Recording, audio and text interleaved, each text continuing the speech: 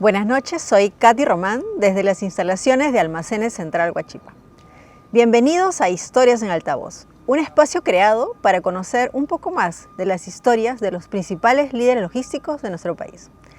Y hoy tengo el placer de entrevistar a un gran conocido del mundo logístico. Él es Ángel Torres, actualmente gerente regional de cadena de suministro en OXXO, la empresa mexicana de tiendas en conveniencia del grupo FEMSA. ¿Cómo estás, Ángel? Buenas noches. Muy bien, Katy, muy bien, Katy. Bueno, esperando a ver qué cosa es lo que me vas a preguntar. No estás nervioso, ¿no? Por la entrevista.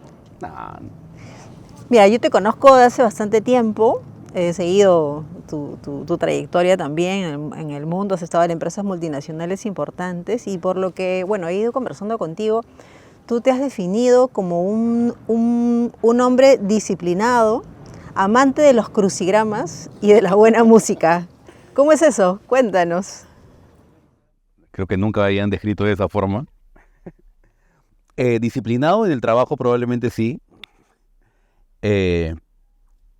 Soy una persona que cree mucho en el orden y que si uno al final se traza una meta con un plan para ejecutarla y se dedica a hacerlo de forma ordenada, dedicada, va a conseguir lo que está buscando. Entonces creo que eso de alguna forma cubre esa parte de disciplina, eh, que no es una disciplina marcial, no es una disciplina de obligación, es una disciplina también de convencimiento.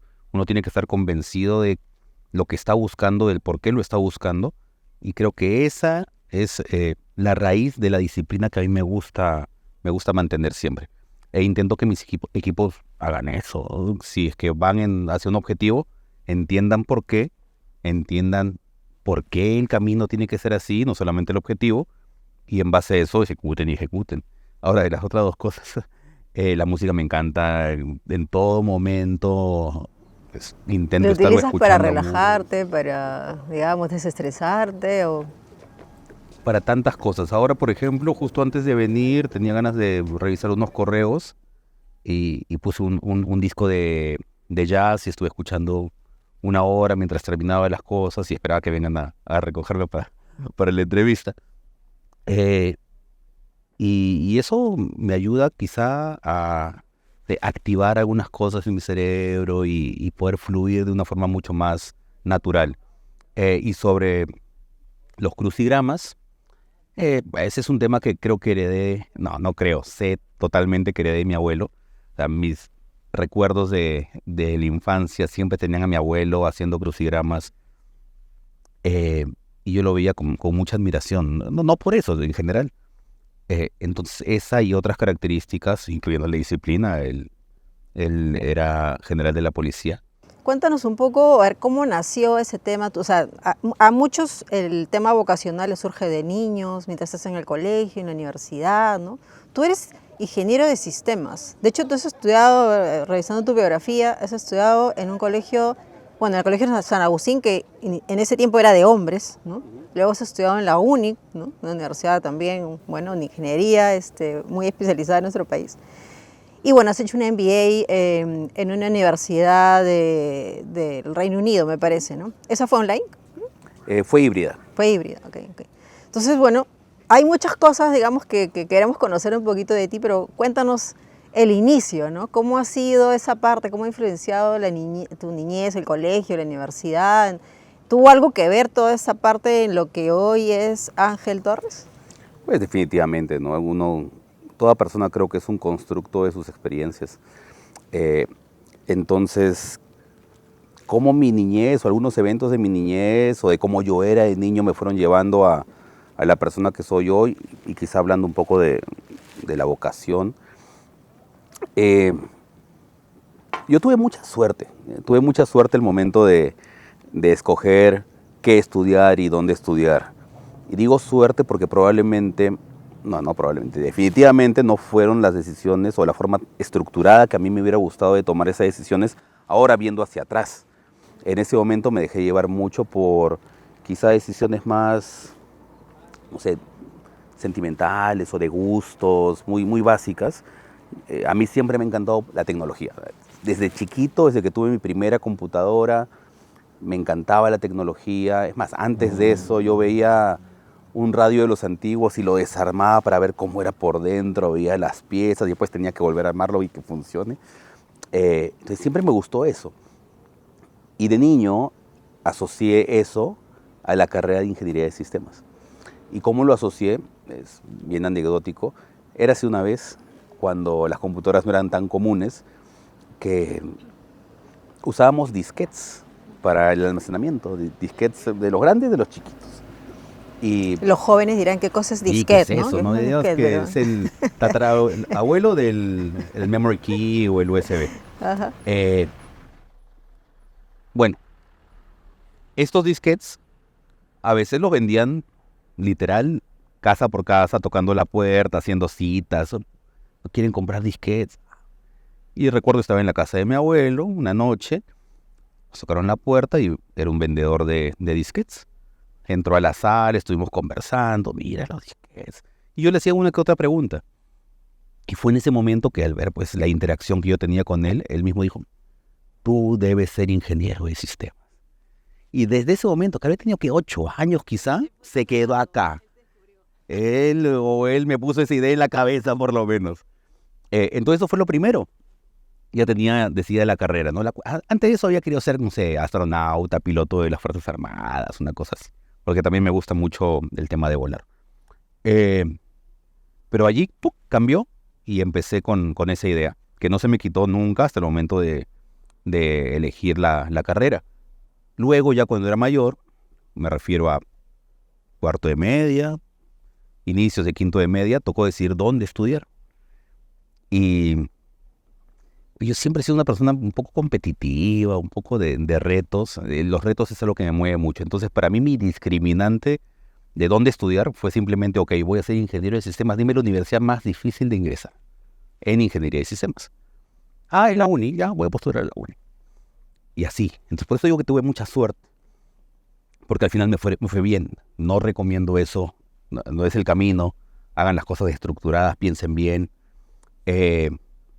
Vean qué cosa hace alguien en esas carreras antes de decidir tomar ese camino, que es un camino que pues, se puede cambiar, ¿no? Pero no siempre es tan fácil. ¿Te arrepientes de haber estudiado ingeniería de sistemas? No. Porque hoy en este mundo ya tan digital, o sea, de hecho es un más o es un recurso adicional que el ingeniero industrial o el ingeniero de alguna rama específica sepa de tecnologías digitales, de sistemas, ¿no? Entonces, No, yo no me arrepiento para nada. Me parece que conmigo cuadró perfecto. claro. Pero fue también por suerte. ¿Por qué? Porque la uni en ingeniería de sistemas en esa época tenía una currícula que era muy holística, muy generalista. O sea, yo habré llevado 2 cursos, 3 cursos de sistemas, programación, ese tipo de cosas. El resto era más generalista. Marketing, administración, proyectos, economía. Cursos entre administración, ingeniería industrial, ¿no? Entonces eso me permitió tener un panorama mucho más amplio. Si yo hubiera ido como la mayoría de mis amigos que estudiaron ingeniería informática, en este caso, a la católica, la currícula era mucho más técnica y probablemente no me hubiera abierto a mí el panorama de la forma que me abrió el panorama la uni. Entonces, por eso digo que tuve suerte. Es una elección de carrera más lo otro. Más curioso que después yo estuve en el tercio de la universidad, o sea, en el consejo de la facultad, y nos tocó cambiar la currícula y todos querían que sea más técnica y la cambiamos para que sea más técnica. Pero esa ya no me tocó a mí, le tocó a los demás. Y ahora ya se está dividiendo, hay sistemas, hay informática, hay ciencia de la computación, van a sacar ahora ya inteligencia artificial, está derivándose, pero la que ahora yo sé que me encanta es la generalista. Fue por suerte que llegué allí, pero encontré lo que hacía clic conmigo, que ni siquiera me di cuenta apenas salí, porque apenas salí, yo estuve practicando en IBM 2 años, en una ahí parte mucho más técnica. vamos a entrar a tu línea de carrera. Sí. Pero digamos de esta etapa, a ver, cualquiera que te conoce, cualquiera que te escucha hablar, no dices, a ver, un ingeniero que se buscó él estar en la uni, el típico chancón, ¿no?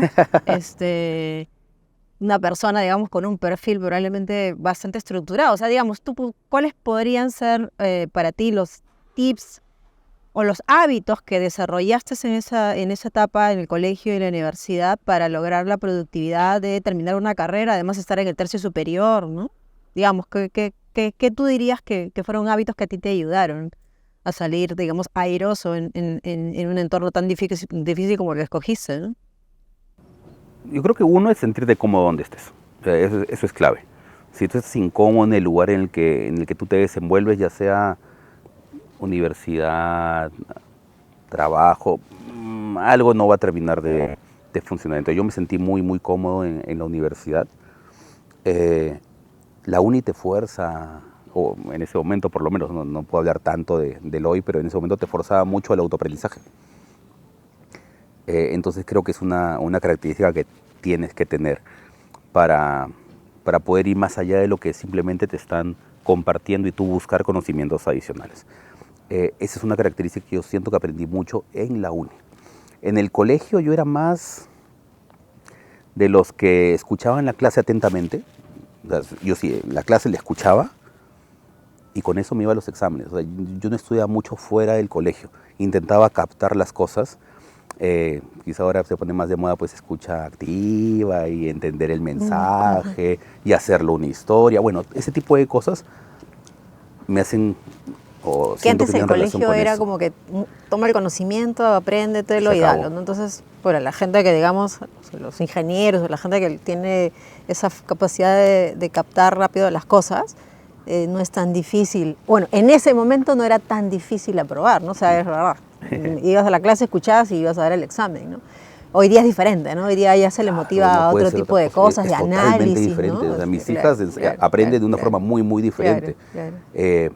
Algo que sí me gustaba y que creo que me ayudó también a desarrollar un poco mi forma de ser, me gustaba entender el porqué de las cosas. O sea, si me enseñaban, no, este es el teorema. Pero es de Eh, cuestionar, de pero pincharle el ¿por globo a los qué? profesores, ¿no? Sí, sí, sí. Algunos me querían por eso, otros no tanto, pero ¿y por qué? A ver, pero explícame, ya, ¿cuál es el racional detrás de eso? ¿Pero cómo llegaste a esa conclusión? Y eso me gustaba, o sea, encontrar la respuesta a ese acertijo. eh, Me gustaba entender la razón primaria y no solamente, pues, ok, esta es la fórmula, utilízala y se acabó. No, no, tengo que Mira, qué entender. curioso que muchos de los ingenieros que conozco, bueno, al menos de los que trabajan en logística, hemos tenido ese comportamiento medio inmaduro de querer siempre tener la razón, ¿no? Pero bueno, va formándose Uno va algún tipo de aprendiendo en el hábito, ¿no? camino que no es así.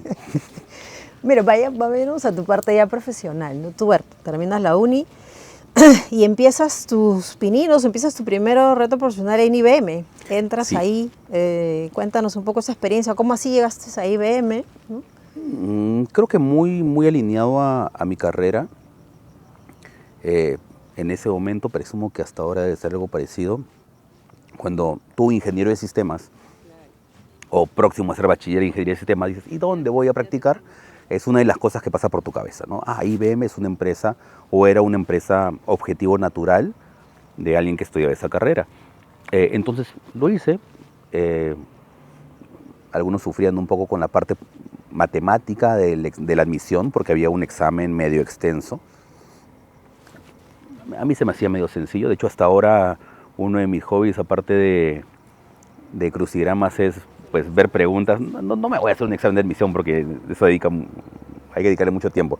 Pero sí ver pues, cuestionamientos de exámenes de admisión y ver la lógica, por lo menos acompañar a quien le está resolviendo y darme cuenta que tan perdido no estoy. Entonces, ese momento se me hizo sencillo. Y después ya viene la parte de entrevistas, las primeras entrevistas. No era la primera, pero una de las primeras entrevistas en mi vida. Y esa parte, a ver, cuéntanos, porque, claro, un chico, chancón, perfil de la uni, ingeniero de sistemas, normalmente, bueno, que normalmente antes, no sé si ahora ya no tanto, pero ese tipo de perfil de estudiantes, más bien, cuando llega el momento de desenvolverse, ¿no? En comunidad y con la gente, suele ser su talón de Aquiles, ¿no? ¿Cómo fue en tu caso? ¿Cómo era tu personalidad? ¿Te desenvolvías bien? Sí, mira, yo nunca me definiría como chancón, ¿no? Yo creo que sí, chancón no fui. No fui por ahí. Felizmente se me quedaban las cosas más o menos rápido en ese entonces, por lo menos. Eh, Y creo que sí no estaba tan pegado al extremo de que tengas pues, problemas al momento de socializar, no, no tanto. Sí tenía unos temas que resolver y pues, me tocó resolverlos y ver cómo podía hacer para desenvolver un poco más, porque efectivamente no es algo que te enseñaban en la universidad en ese entonces. O sea, no, y cuando yo he tenido la oportunidad de incluso ahora dar algunas clases o cursos de marca personal y cómo dirigirte para hacer entrevistas, pues mira cómo ha cambiado el mundo, ¿no? Me toca a mí hacer esas cosas. Estás así, A veces para la uni lo hago. O sea, para la uni sí he dado cursos fuera de la estructura curricular, eh, con grupos de 40 alumnos o algo así, para ver cómo manejan su marca personal, porque sé que es el talón de Aquiles de ese perfil. Y se los digo tal cual, y si me escuchan bien, y si no, bueno, ojalá cambien de opinión y me escuchen. Entonces me tocaba a mí hacer eso. Yo sabía que no necesariamente pues yo iba a hacer en esa etapa de mi vida eh, la mejor entrevista del mundo. Intentaba soltarme, o sea, intentaba transmitir quién soy, confiaba en quién era y que esa persona en ese momento de su vida podía aportar un valor para la organización. Ahora, no como ahora lo estoy diciendo, que te lo puedo decir estructurado, ahí era muy, muy de sentimientos, no, yo sé que puedo dar algo, ya, bueno. Ahora ya te lo puedo decir un poco más estructurado. Pero es eso, es saber que tú tienes un valor muy importante que compartir en ese momento con una organización. ¿Y por qué no va a ser? Me salió bien, me costó, yo creo que más que la entrevista me costó el primer día de trabajo. Ahí dije, ay, ¿en qué he metido? Porque era muy, muy diferente para mí. ¿Qué sentiste? ¿Temor? ¿Miedo? ¿De qué? ¿De fallar o equivocarte? Sentía que quizás sea como que ansiedad, quizás hasta un poquito de pánico. Yo creo que sí llegué a tener como que un inicio, ¿qué pasa? ¿Qué pasa? No tuve que salir, hacer unas llamadas, hablar con algunas personas en ese momento que podían tranquilizarme. Es algo natural, ¿no? Que nos pasa, bueno, cuando somos jóvenes seguramente mucho más, pero siempre, ¿no? O sea, a pesar de que estamos muy preparados, o estamos bien preparados, siempre va a llegar ese momento en el que viene el pánico ante una cosa nueva que no conocemos, ¿no? Pero ya una vez que empiezas, digamos, todo fluye. Y con el tiempo lo manejas y sabes que, bueno, aparte que es con menor grado que en esta ocasión, yo sí tengo muy marcado lo que me pasó en ese momento, pero sabes que es parte del proceso y más bien lo que yo recomiendo a las personas que me comentan que pueden vivir una situación de ese tipo es intenta disfrutar el proceso. Son cosas que no se van a repetir tan fácil ni tan frecuentemente, entonces disfruta esas etapas, disfruta el miedo, disfruta la ansiedad, disfruta el no conocer algo y tener que aprenderlo, disfruta porque puedes aprender mucho tú de eso. Te puede nutrir mucho como persona y como profesional. Entonces recuerdo que pasó así y bueno, ahí empecé a conocer cosas, ya no solamente la parte tecnológica, porque no es que yo estaba meramente enfocado en la parte tecnológica en ese puesto, digamos tema de servicio al cliente, todo un poco. Y después cuando acabé mis 2 años de prácticas en IBM, ellos me enviaron a su mayorista de software, que pero no sé si sigue siendo su mayorista de software, sé que sigue siendo de la empresa, se llama Nexis, es una transnacional colombiana. Y ahí estuve inicialmente manejando el centro de entrenamiento, pero estuve 2 meses o algo así allí. Y de ahí me dijeron, no, queremos que te vengas a la oficina central, allá pues ser como que la mano derecha de la brand manager de IBM en Nexis. Y estuve allí 1 año y poco viendo ese tema y fue ahí que justo, además a sugerencia de Juliana, quien fue mi jefa en ese momento, la brand manager de IBM en Nexis, que me dijo, oye Ángel, busca otra cosa que te ayude a seguir creciendo porque veo que tienes potencial. Y fue ahí que, viendo a qué empresa pues, postular, salió P&G como opción. Dije, bueno, me parece interesante la compañía, vamos a postular. Postulé a un puesto genérico porque decía servicio al cliente nada más, algo así. No tenía una descripción muy extensa del puesto, así eran las opciones. Tú elegías uno y postulabas. Te postulé a ese, estuve en el proceso, empezaba con un examen psicotécnico, ahí no tuve mucho tema, y después entrevistas. Ya tenía un poco más de De cancha, no tanto, pero un poquito más. Primero fue una entrevista con RH para que validaran que tuvieras el perfil. Después hubo una entrevista con alguien de la función de supply para validar que tengas algún conocimiento técnico, y después ya era un panel con 3 gerentes para ver si calzabas con la posición. En ese panel fue que, yo me acuerdo que ese panel fui con fiebre. Y dije, acá no la voy a hacer, pues me sentía mal, físicamente me refiero. Estaba enfermando en gripe, me imagino. Pero no me fue bien. Y en el panel me dijeron, no te vamos a ofrecer la posición de servicio porque vemos tu perfil y creemos que calzas mucho más con una posición que a nosotros nos parece mucho más interesante. Y a mí al final también me pareció mucho más interesante cuando conocí una y otra. Y me pidieron que me encargue de manejar los almacenes externos de la compañía.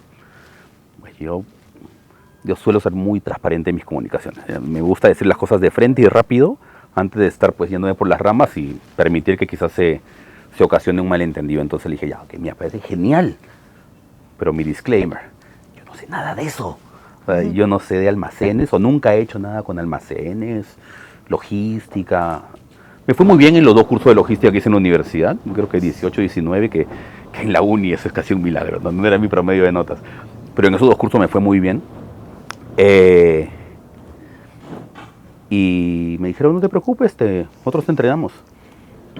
Acepté y tal cual, 3 semanas después o algo así, haber estado ya entrenándome en Argentina. Después me mandaron a Colombia, Panamá, Venezuela. O sea, se encargaron cumplieron lo que me dijeron. Y yo reconozco que mi escuela logística inicial fue P&G. Procter. O sea, de IBM tú saltas a Procter. Y en Procter has estado, bueno, hiciste una línea de carrera larga, ¿no? Pues has estado casi 8 años. Sí, 8 años. 8 años. Cuéntanos ese recorrido, ¿no? Porque, a ver, ahora tú sabes que hay mucha gente, sobre todo la generación desde los millennials en realidad, ¿no? Que van cambiando cada año, cada 2 años van cambiando de trabajo, ¿no? Antes no era así, ¿no? Antes No. como que uno veía oportunidad de hacer una línea de carrera y te quedabas. ¿Cómo fue en tu caso? O sea, ¿cómo así estuviste 8 años en una misma empresa, ¿no? Cuéntanos un poquito ese recorrido, qué aprendiste, por qué decidiste quedarte tanto tiempo. O sea, yo tampoco soy un baby boomer, de los que nacen y quieren morir en su empresa, ¿no? Yo sí sentía que tenía la posibilidad de moverme hacia otros lugares y seguir aprendiendo. Pero bueno, hablando puntualmente antes de, ¿no? Cuando estoy en P&G me parecía y me parece una muy buena compañía. Y es reconocida como una compañía que te prepara en muchas cosas, te forma. Entonces sí dije, vamos a ver pues, a dónde puedo moverme dentro de esta compañía. Empecé viendo el tema de almacenes externos. Ahí tuve un reto bastante interesante. O sea, me contrataron porque los habían auditado. Y allí era una forma media rara de auditar ya, porque tenías que tener una calificación mínima de creo 60 y algo %. Pero si te iba muy mal en cada criterio de la evaluación, de los 18 criterios clave de evaluación me parece que se llamaban, te iban poniendo negativos. Entonces podías salir con menos 100% o hasta 100%. El almacén sacó menos 100%. Y ahí fue cuando dijeron, no, tenemos que contratar a alguien porque le dijeron, tienes 6 meses, 8 meses para arreglar esto. Venimos, si no está por lo menos del 60%, al día siguiente tienes que cerrar el almacén. Y ese almacén manejaba, bueno, eran 2 almacenes, uno más chiquito, pero el grande manejaba aproximadamente el 50% de toda la mercadería de la compañía. Era un montón. Y entonces el riesgo era tremendo. Y por eso me contrataron. Me tocó hacer ese proyecto. Salimos casi en 80%, o alrededor del 80% después de los meses. ¿Y cómo hiciste? ¿Cuál fue la experiencia? Porque, a ver, alguien que, bueno, joven, con poca experiencia profesional, y le ponen un reto para hacer algo en lo que nunca había trabajado. O sea, ¿cómo empezaste? ¿Cómo lo abordaste? ¿Cuál fue la lección aprendida en este caso? Viéndolo ya en retrospectiva, me doy cuenta de que se fue como que quizá el primer proyecto que manejé de una forma en la cual después me ha tocado manejar varios temas. Primero, reconocer que no sabes las cosas, o sea, que te falta un conocimiento. Entonces, eso implica que tengas que dedicarte a entender cómo funcionan las cosas. Entonces ahí era evaluar los procesos, revisar qué cosa tenía un vacío, quizá por ahí, o una oportunidad de mejora, o qué cosa. Pues el profesor dice que sea A, B, C y al final tú estás haciendo D, E, F, algo completamente diferente. Entonces, ¿por qué haces esto? ¿Qué es lo que deberías hacer? Alinear los temas o conciliar los temas. Y un tema que, o un punto que a mí me pareció vital, que creo que lo hice naturalmente en ese momento, ahora lo hago mucho más consciente, es estar cerca de las personas que están realizando el trabajo en sí. Entonces yo me entrevistaba pues con los almaceneros, con los jefes de cada uno de los equipos de recepción, de despacho. Recuerdo ahí a Sabino, Jorge, había personas que realmente me ayudaron mucho.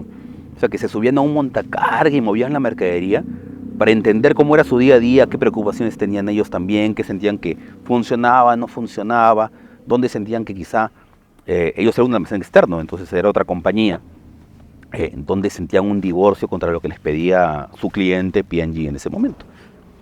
Y trabajamos muy cerca y creo que eso fue la clave, ¿no? Entender bien las personas, entender bien los procesos y ver cómo hacemos para que todo eso concilie en un flujo que tenga sentido, que sea funcional y que genere el beneficio que ambas partes quieren. Al final las personas también tienen pues, objetivos que los mueven, drivers que los motivan, y la organización claramente busca algo, ¿no? Y ahí estaba súper claro, tienes que llegar a este objetivo, a este porcentaje mínimo. ¿Cómo hacemos que eso encaje? Y entender que consiguiendo esto, ellos van a poder conseguir lo que también están buscando. Y nos fue bastante bien. Por ahí va la recomendación, ¿no? Un poco a los jóvenes profesionales. Muchas veces los jóvenes profesionales rechazan oportunidades por el miedo a hacerlo mal, ¿no?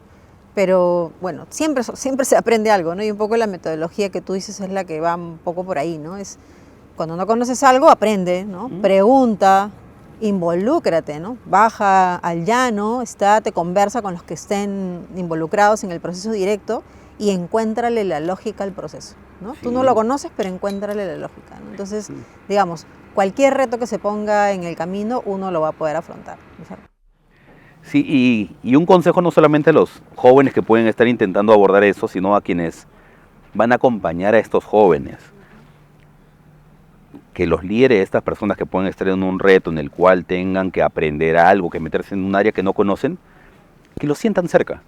El sentir ahí cerca a tu jefe, a tu supervisor, te ayuda mucho a tener confianza. Yo le agradezco mucho en ese momento a Sergio, que me acompañó en ese camino, confiaba en mí, me mostraba y confiaba en mí, validaba algunas decisiones que yo tenía. Y también seguramente me dejó equivocarme y me equivoqué y arreglamos juntos o arreglé yo, pero te daban libertad, te daban confianza, te permitían moverte. Eso ayuda muchísimo. El apoyo empodera, ¿no? Eso sin duda. Cuando uno quiere formar equipos, la gente sí, tiene que sentir tu apoyo. Más que tu presencia y que le estés respirando en el oído, tu apoyo, ¿no? Buena recomendación. Entonces, mira, estuviste 8 años en Procter, pasaste de ver almacenes, viste temas de Canal Moderno y de ahí te fuiste a Totus. Me invitaron y acepté moverme a Totus.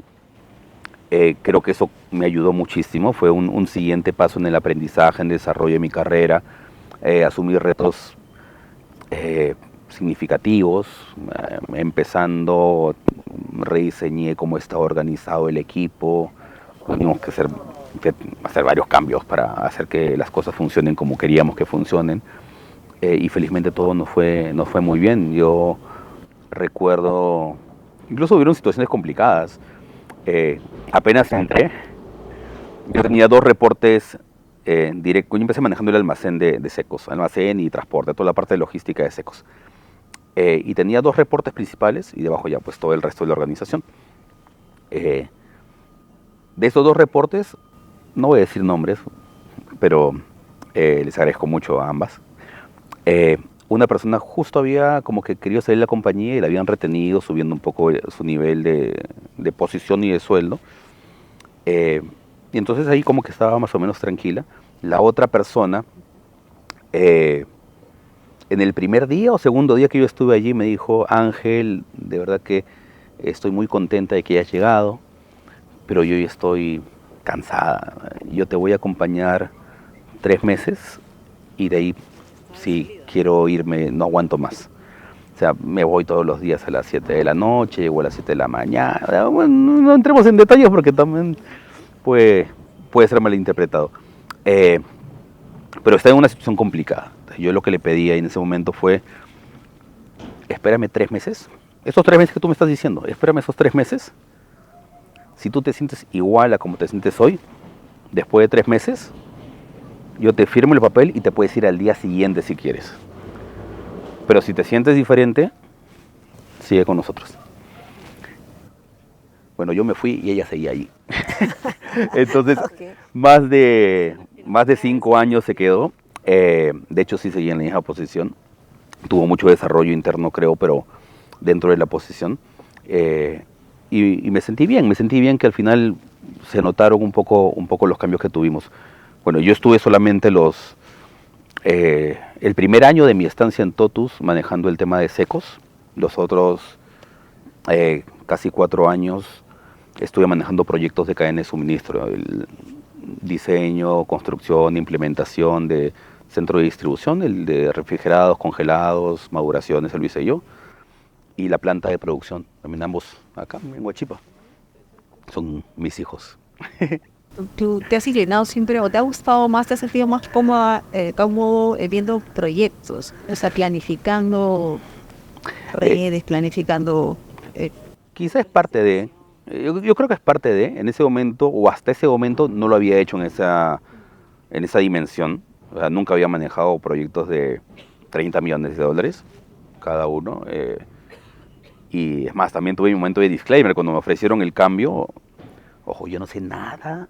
En ese momento no sabía nada de refrigeración, logística de refrigeración, cero. Nunca había construido nada, ni en mi casa, nada. De Lego no pasaba y me estaban pidiendo eso. Entonces, bueno, ahí hubo una situación. De hecho, hay un ejemplo también de una situación como la anterior de no saber y tener que vivirla. Me dijeron, no te preocupes, lo has hecho bien en operaciones, queremos probarte en proyectos para ver qué tal ves la otra parte del negocio.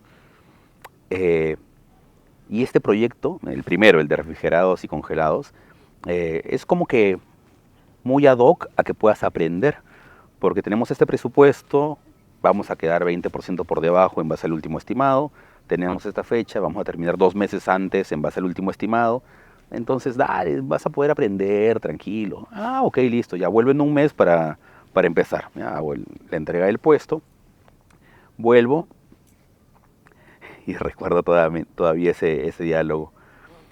Fue, bueno Ángel, las cosas han cambiado, el presupuesto era este, ya volamos, ya estamos muy por encima del presupuesto y si terminamos 3 meses después de la fecha establecida va a ser un milagro. Este es el plano, considera que eso es tu onboarding. Vaya. Ya. Uy, ahí fue.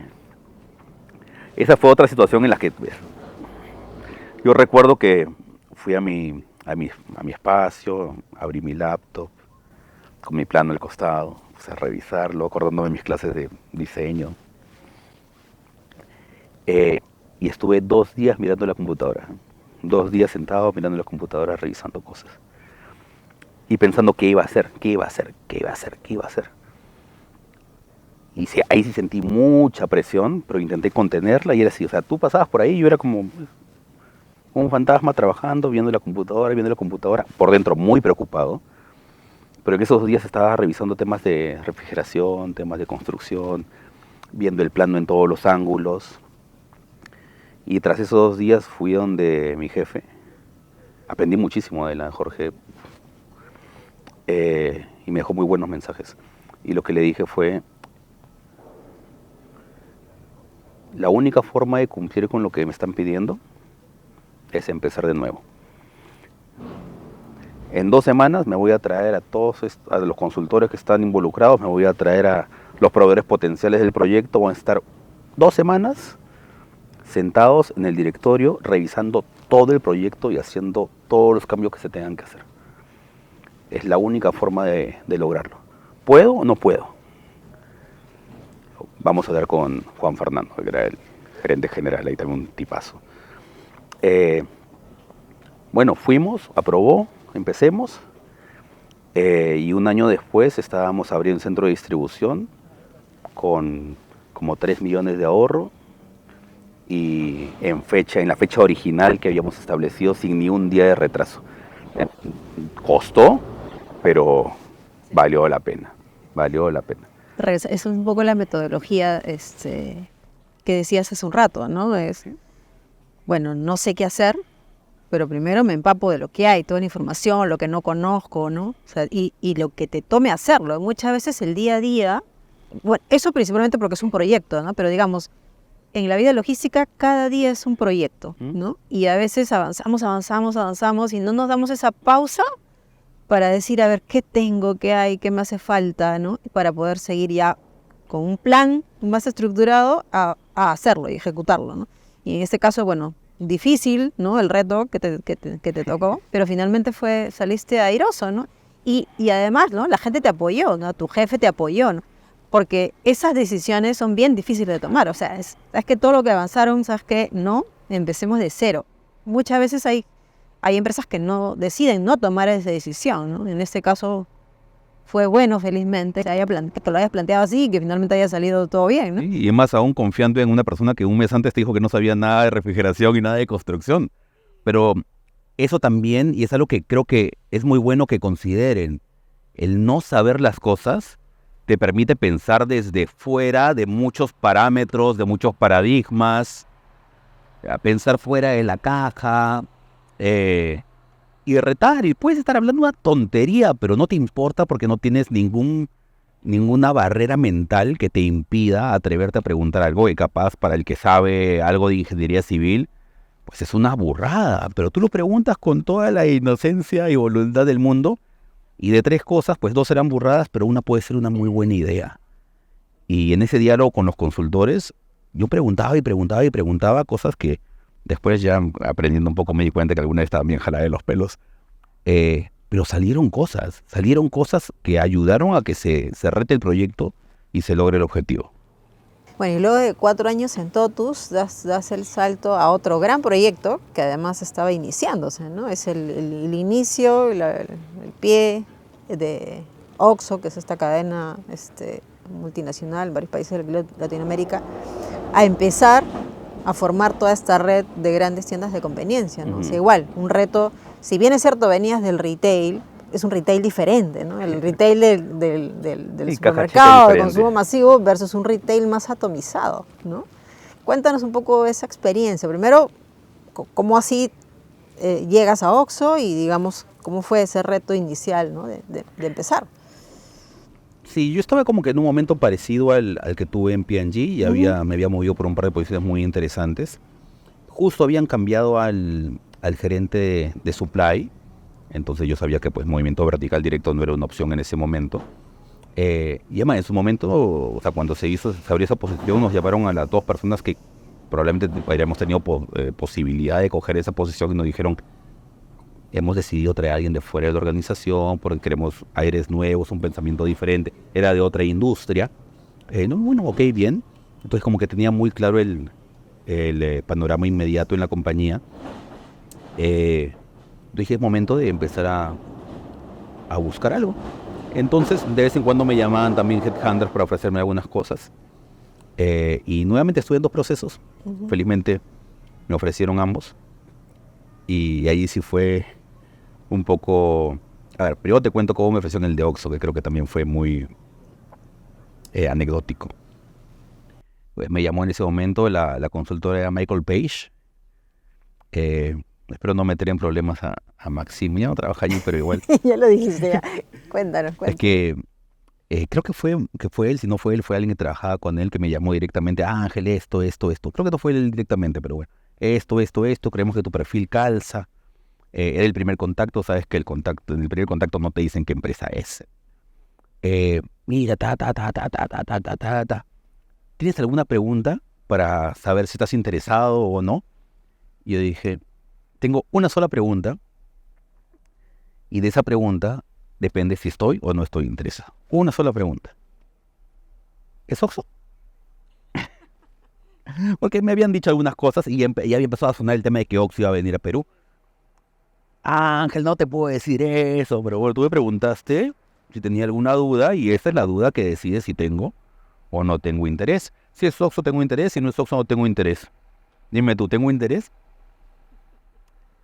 Ay, Ángel, sí, es Oxxo, es Oxxo. No te dije nada. Yo, ya, no te preocupes. Ya, ok, listo. Empecemos entonces. Y así fue que empecé el proceso, fue un proceso de 6 meses. Ambos procesos fueron de 6 meses. Y cuando me ofrecieron el de la otra empresa, que era lo mismo, director de supply,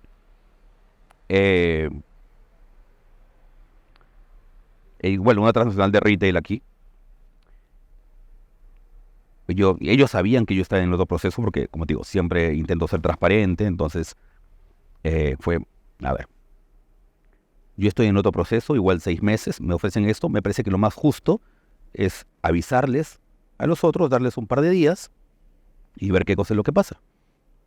No les gustó, ahí habían algunas cosas que sobre todo con el equipo de RH de esa otra empresa no me terminaban de cuadrar mucho. Pero bueno, no, pero te damos más plata. No es eso, simplemente me parece que es lo correcto. No, bueno, ya, bueno, hazlo, ya 2 días, 3 días, ya. Ya avisé el equipo de Oxxo, ya tengo este tema, vengo trabajando con ustedes 6 meses, entonces me parece que lo correcto es avisarles antes de aceptar la otra propuesta. Ángel, dame 10 minutos. Okay. Y los 10 minutos, Ángel, era jueves o algo así. El lunes a las 11 de la mañana van a estar en Lima, Santiago, que era el director de nuevos negocios, Chucho, que era el director de RH, y Lorenzo, que después me enteré que iba a ser el director general de Perú, el que arrancó el negocio. Pero ahí van a estar esas 3 personas en Lima para hacerte la oferta presencialmente. No les digas que para hacerte la oferta en el papel es una entrevista. Una respuesta muy diferente a la otra. Okay. Fui, conversé con ellos. Súper buena la conversación, un par de preguntas muy pam. Dijeron, sí, ok, listo. Me dieron la oferta, la vi. ¿Puedes darme 1 hora para pensarla? Y ahí hay una respuesta muy diferente a la que tuve antes y que habla mucho de cómo es la forma de ser también de la compañía y que a mí me encanta, yo siento muy cómodo en FEMSA. Ángel, o sea, es una decisión importante, tómate todo el tiempo que necesites. Nosotros nos vamos en 2 días, si necesitas más tiempo, tú avísanos. Bueno, 1 hora después estaba firmando. O sea, salí, le avisé a mi esposa, volví y firmé, prácticamente fue eso. Almorcé con mi mamá, creo, volví y firmé. Y ahí empezó todo. Digamos, para rescatar también esta parte, ¿no? Muchos profesionales se encuentran en esa disyuntiva, ¿no? Tienes opciones, ¿no? Y a veces uno siempre, bueno, jala mucho, oye, quien te va a ofrecer más dinero, ¿no? Pero hay una parte importante que es eso, ¿no? Realmente tratar de averiguar bien la empresa, porque te tienes que sentir cómodo. Tienes que estar en un lugar donde realmente sientas que conecta contigo, porque cuando uno está en un ambiente en el que puede trabajar, fluyen las ideas, fluye la energía, fluye todo, digamos, ¿no? En cambio, bueno, cuando estás en un ambiente que te pagan bien, pero digamos que no te sientes, no vas a durar ni probablemente no vas a agregar mucho valor, ¿no? Así que una recomendación también por ahí. Entonces, bueno, te toca liderar el nacimiento de un proyecto grande, ¿no? Conversemos un poco de eso, ¿no? A ti te ha tocado a lo largo de tu trayectoria profesional empezar a crear cosas, proyectos, diseñar, ¿no? Digamos, ¿cuál es esa experiencia que tú puedes rescatar? Ya Oxxo tiene muchos años acá en el Perú, ya es una cadena importante, han retomado su crecimiento, pero ¿cómo ha sido empezar algo de igual desconocido? El formato recién tenía poco tiempo, bueno, Tambo ya había empezado, pero cuando tú empiezas, el formato recién estaba, ¿no? Entonces, ¿cómo fue para ti enfrentar ese proyecto? ¿Cómo lo abordaste? ¿Qué aprendizajes te deja? Tantos. Yo tuve la suerte de ser el primer empleado de Oxxo aquí en Perú. Entonces, me tocó todo, o sea, desde buscar oficina, comprar sillas, mesas, cafeteras. Literal así de cero. Ahí, Entonces, para Lorenzo, mi primer jefe, la cafetera era lo que más importante que el directorio. Entonces tenía que comprar una buena cafetera. No, y me tocó hacer esas cosas y obviamente me tocó empezar la cadena de suministro. Y con algunas decisiones que no necesariamente fueron las que inicialmente se habían definido en el proyecto como tal, ¿no? En la idea básica era una cadena de suministro mucho más apoyada en proveedores directos, mucho más sencilla. Bueno, no puedo entrar tampoco en muchos detalles de eso. Pero a ver, ¿qué cosa es lo que me tocó hacer? Y que yo recomiendo que es como que son pasos lógicos. Algunas cosas van a sonar parecidas a las que ya he mencionado, algunas cosas un poco diferentes. Pero lo primero, que eso sí es un poco diferente de lo que hemos mencionado, pero lo primero de un proyecto con tanto impacto en la organización como es definir no solamente un área, sino también la lógica de negocio detrás de esa parte de la empresa, es entender qué es lo que la compañía necesita. O sea, no necesariamente lo que la organización está buscando, porque a veces la organización no tiene eso tan claro, debería, pero a veces no. En este caso sí. Pero para generalizar un poco, busquen lo que la organización necesita. Eso debería estar en tu estrategia. A veces no está. Pero bueno, si está, como en este caso, bien. O sea, ¿qué cosa es lo que necesita la organización? Y pueden haber muchas opciones. Puede haber una empresa que lo que busque es simplemente costo. O el costo más bajo posible. Bueno, ok, el costo. Otra puede ser el servicio, otra puede ser la velocidad. Multicanales. Bueno, ahora omnicanalidad. Depende de qué cosa sea lo que la organización esté buscando. Entendiendo eso, qué es lo que la compañía está buscando y cómo eso encaja con lo que cadena de suministro tiene que ofrecerle a la compañía. Lo siguiente es, traducir esa necesidad o ese lineamiento estratégico en términos de la cadena de suministro. Entonces, si es que tú necesitas un alto nivel de servicio, pues no vas a atender las tiendas una vez por semana. No vas a priorizar costo a toda cosa.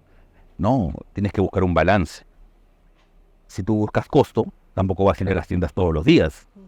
Entonces tienes que ver qué cosa es lo que la organización pide y con eso aterrizar conceptualmente ese requerimiento en algunos términos de cadena de suministro. Entonces, ¿cuál va a ser tu nivel de servicio ofrecido? Más o menos qué estructura piensas tener entre proveedores directos y centralizados. ¿Qué cosa es lo que la cadena de suministro tiene que tener? ¿Qué elementos tiene que tener? ¿Qué elementos quizá no en este momento? Para, en base a eso, ya empezar a diseñar algunas cosas. Pero lo primero es eso, conceptos, y de ahí ya vas con una derivada más a hacer un diseño preliminar de la cadena de suministro. Entonces, ok, yo voy a tener un equipo de abastecimiento interno, no lo voy a tercerizar. Estoy hablando de opciones, ¿no? Digamos, una opción es esa. Yo voy a tener un centro de distribución, lo voy a manejar yo o lo va a manejar un tercero. Mi transporte, qué características va a tener. O sea, un esbozo más o menos general. Todavía no lo puedes llevar a mucho detalle en esa etapa, porque hasta ese momento estoy yo solo. Diseño, elementos, lo valido quizá con algunos expertos. En ese caso, pedimos que lo valide un consultor mexicano que nos acompaña en varias cosas, a la organización. Y felizmente validó todo, o sea, tal cual como se diseñó el plan, tal cual quedó. Y entonces ahora viene, pues toca empezar a ejecutar. Uh-huh. Y allí viene la que para mí es la decisión más importante que uno tiene que tomar en estos proyectos, que es, ¿quién lo va a hacer? El equipo. Uh-huh. Y es vital escoger al equipo correcto. Y yo siento que yo escogí al mejor equipo que yo pude haber escogido. Uh-huh. Probablemente podría haber tenido un par de opciones para algunas posiciones, pero el equipo que escogí me pareció, y hasta ahora, espectacular y ha crecido conmigo en la compañía sin excepción. Y esto incluye, primero a mis reportes directos, que fueron los primeros que contraté. Después contraté el equipo de abasto. De hecho, ahí por la premura del tiempo yo tuve que contratar a las tres líneas iniciales de abastecimientos de la cabeza. No tenía recursos humanos reportes. Sí, pero me refiero a que lo ideal hubiera sido que primero contrate la cabeza y deje que esa persona escoja tu equipo. Acá, creo que de todos escogió a uno y los demás yo ya los había contratado y creo que uno entró antes que ella incluso. En la parte de distribución, ahí sí pude escoger a José Luis y él se encargó ya de todo el staffing de su equipo. Y después ya empezar con ellos a hacer ese detalle mucho más fino. Cómo va a ser el centro de distribución, diseñalo, transporte, licita. Cuando iban viendo ya la implementación, ¿se alejaban en algún momento del plan que ya habían hecho? O digamos, hubo una adaptación. Muchas veces desde el concepto uno tiene una visión y una estrategia de un modelo. Como tú dices, había que sincerarlo, ¿no? Muchas veces tiene que ver con la cultura, ¿no? El modelo mexicano probablemente funcionaba de una manera, pero al traerlo aquí a Perú, como tú dices, a ver, tiene que cubrir la necesidad de la empresa, pero la necesidad de la empresa cubre normalmente la necesidad del cliente, ¿no? Entonces, los clientes peruanos tienen una manera de ver, de ir, o sea, los transportistas peruanos, las que operan logísticamente peruanos, tienen una manera, la logística en Perú funciona de una manera que uno tiene que irse adaptando a esa cultura, digamos, a esa realidad, ¿no? ¿Cómo así fue? O sea, fueron cambiando, hay mucho de cambio versus la versión mexicana, o lo que estaba planteado inicialmente. Diferente, sí, bastante diferente. Creo que fue un tema también clave en su momento, porque lo más sencillo es, bueno, lo que está ya de alguna forma dispuesto o lo que es fácil de negociar, ya ejecútalo. Pero no hubiera sido necesariamente la decisión más correcta para nosotros en ese momento. Yo igual recomiendo que ante una situación, nuevamente, tan crítica para el negocio, con tanta potencial repercusión, uno se dedique a estar seguro de que la decisión que está tomando es la que genera mayor beneficio para la organización. Cuando ya tienes eso claro, ya es un tema de empezar a negociar y convencer. Y no fue tan sencillo, pero se pudo felizmente y recuerdo, no voy a dar nombres nuevamente, pero que personas que quizá no estuvieron tan de acuerdo al inicio, un poco porque no lo habían visto así en otros lugares, hoy que me los he cruzado y que ahora están pues en posiciones, me dicen, bien, fue la decisión. Hay el entendimiento de eso, ¿no? La cultura local, ¿no? Un modelo que funciona bien en un país no necesariamente funciona igual, ¿no? De hecho, muchas transnacionales o se han ido de países o te han tenido que readaptar mucho, ¿no? En este caso, bueno, es diferente, tú sabes que trabajé en Lingley, cuando Lingley es comprada por los mexicanos, ¿no? En este caso Arca Continental. Y pues no se la vendieron a FEMSA. Ya Lingley tenía pues, ya casi 100 años en el negocio del consumo masivo, ¿no? Entonces, realmente fueron muy poquitos los mexicanos los que entraron. O sea, es más, de hecho, exportamos más bien muchos peruanos a las operaciones de México y otros países, ¿no? Entonces, porque el negocio de consumo masivo de gaseosas ya era una experiencia, digamos, de años, ¿no?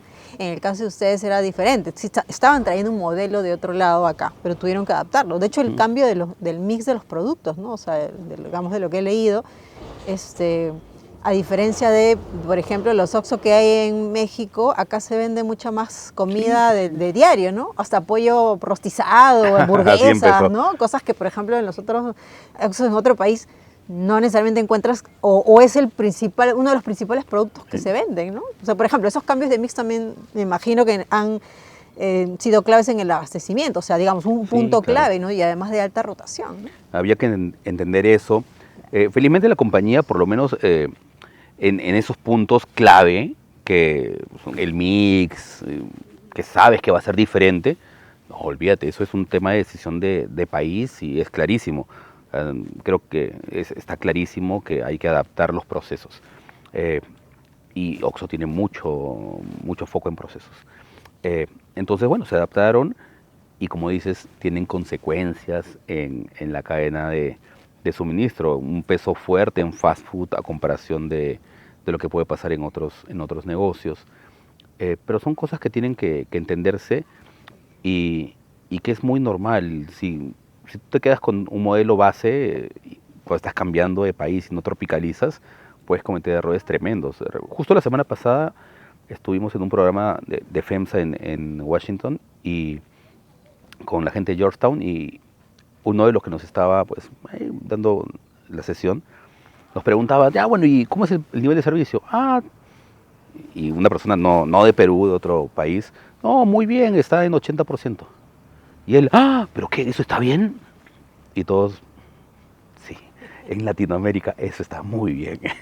Y él no entendía cómo podíamos vivir con un nivel de servicio menor a 95, ¿no? Y yo he escuchado eso mismo a otras personas en Europa también. No, pero nivel de servicio es 95, 97, ahí estoy acostumbrado a ese fill rate.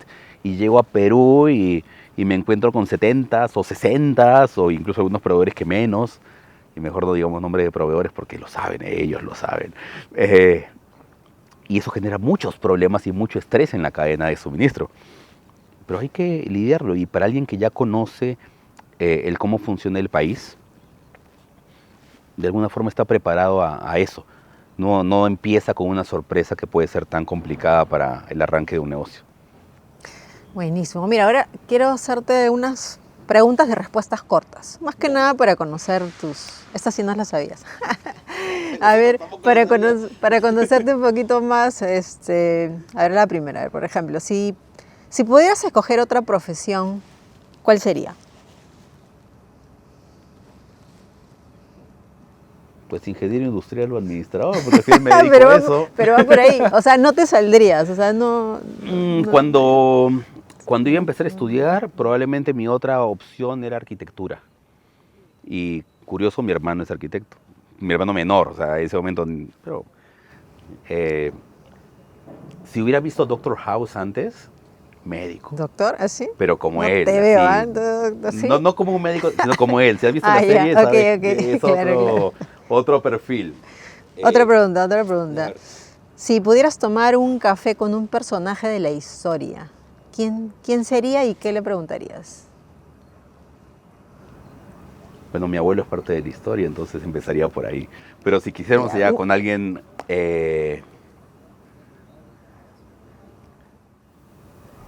Mira, una respuesta... Jesús. Ajá, ¿qué le preguntarías a Jesús? ¿Por qué estamos tan mal? ¿Qué has hecho con ese mundo? Ok. Mira, también en el mundo logístico uno va escuchando mucha gente que sale a hablar y dar consejos. ¿Puedes mencionar algún mal consejo que hayas escuchado? Porque hay gente a veces que da y da... Bueno, algunos dicen hay mal consejo. ¿Cuál sería un mal consejo que tú dirías, no hagan eso? Me acuerdo, no voy a decir quién, pero un jefe que tuve en algún momento dijo, para negociar el rebate, el acuerdo de descentralización, tú pide más, hasta que el proveedor ya patee la mesa y se quiera ir y grite y se moleste. Ya, allí ese es el número que tienes que cerrar. No, eso no se hace, pues. Sí, pero lo hacen todos, ¿ah? A mí me ha tocado con todos hacer Cuando negocies conmigo, mis números van a ser transparentes. Qué bueno, es que tiene que ser un ganar-ganar, pues, ¿no? O sea, si explotas al proveedor, eso es un... Yo no vengo acá a lucrar con logística. Yo te pido X%, ¿por qué no te cuesta? Y bueno, algunos no lo terminan de asimilar así, o no creen. ¿Será que también están expuestos a tantas otras verdades o a tantas otras personas que dicen esto es? Y realmente es claro que no es así, ¿no? Yo recuerdo algunas negociaciones que tuvimos con Oxxo y me decían, no, pero si tal me cobra 5%. Y yo, pero, por decir un número, ¿no? Iba con otro proveedor, sí, pero tal me cobra 5%. Y ese tal era el mismo, ¿eh? Y al final le cobraba 5% a todos. Y tú veías que algunos costaban 7 y otros costaban 1. Y yo iba con el de 1 con 1 y con el de 7 con 7 y ya, ¿no? Pero no, 5. Y no es más, empezaba con 10 y después lo negociaba a 5. Así era. Me pidió 10 y después lo bajó a 5. Yo, eso no es así, no es como yo negocio. Yo calculo. Te calculo por unidad, peso, dimensiones, todo esto y así sale. No te voy a mostrar mis tablas, pero bueno, esto es. A ver, otra pregunta. Si tuvieras que salir, si tienes que salir de viaje, ¿no? Pero digamos de trabajo, pero justo estás en un lugar donde no tienes mucho acceso al internet ni a comunicación, y solo tienes 5 minutos para hablar con alguien de tu oficina, ¿qué es lo que le preguntarías? ¿O por qué? Pues con mi jefe le preguntaría si necesita algo O sea, llamarías de a tu mí. jefe. Sí, porque mi equipo está haciendo lo que sabe hacer. Una pregunta, una respuesta. Otra, si tuvieras la posibilidad de tener a tu disposición un cartel publicitario, que lo van a ver más de 1000 personas, ¿qué escribirías en ese cartel? Confía en ti. Confía en ti. Cuéntanos, Ángel, bueno, ya estamos terminando la entrevista. ¿Qué mensaje, qué quisieras decirle a la gente que nos está viendo, que se ha quedado pegada, ha llegado hasta este momento del video? Estas dos Para personas que han llegado hasta el escuchar, final. ¿qué les dirías a ellos, un poco recopilando las experiencias que te ha tocado vivir? Primero que gracias por haberme escuchado tanto rato. Y segundo, que se atrevan a hacer cosas diferentes, que no tengan miedo a salir de su zona de confort. Cuando uno sale de su zona de confort, se descubre, y al descubrirse, descubre cosas maravillosas que puede llegar a ser. Y hay múltiples ejemplos. Yo recuerdo claro cuando empecé a perderle un poco el temor, que creo que muchos tienen, de meterte en temas que no son de tu expertise directo. O sea, digamos, ahora yo sé de supply, ya digo, antes había de transporte, ya, ok. No, pero estando en transporte empecé a preguntar cosas de planeación y cuestionar cosas de planeación. Ahora manejando supply, cuestionar cosas de comercial, cuestionar cosas de expansión, de finanzas. O sea, no solamente preguntar, sino cuestionar. Y lo que yo siento que yo he aprendido desde que empecé a hacer eso, y yo ahora me parezco metiche porque me meto en cualquier cosa, lo que yo siento que he aprendido es brutal. Siento que he aprendido mucho de, primero, atreverme, las respuestas obviamente, y el racionamiento interno que puedo llegar a tener después de recibir esas respuestas. Ujú. Buenísimo. O sea, el cuestionar, me imagino, por colaborar, ¿no? Porque realmente la visión a veces de alguien nuestra, que no somos comerciales o no somos financieros puros, digamos, ¿no? Pero siempre aporta valor, ¿no? Y escuchar lo que ellos van diciendo, entender las necesidades que tienen las otras áreas, finalmente te hacen, además, cuando uno ya ocupa un cargo gerencial que es más estratégico, ayuda a eso, ¿no? A sacar algún tipo de decisión un poco más consensuada, vista de varios frentes, ¿no? Entonces siempre no quedarse callado y solamente mantenerse en tu tema específico, ¿no? Sino ver cómo colaboras, ¿no? Con No, el y es muy desarrollo. importante lo que dices, que es para ayudar.